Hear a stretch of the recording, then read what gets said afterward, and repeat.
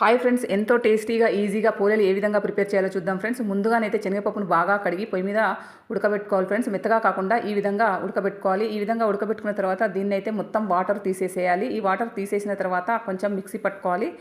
ఈ విధంగా మిక్సీ మెత్తగా పట్టుకోవాలి.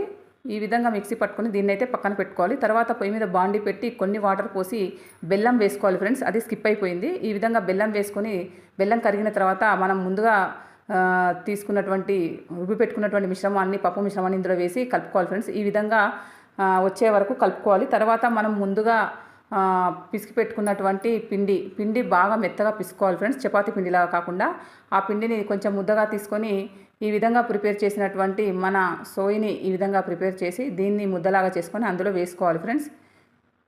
ఈ విధంగా వేసుకొని అంతా దగ్గరికి అనేసి ఒత్తేసుకోవడమే ఫ్రెండ్స్. అంతే ఫ్రెండ్స్, ఎంతో ఈజీగా చేసుకోవచ్చు ఫ్రెండ్స్. చాలా టేస్ట్గా కూడా ఉంటాయి ఫ్రెండ్స్. ఈ విధంగా ఒత్తుకొని పొయ్యి మీద వేసుకోవాలి ఫ్రెండ్స్.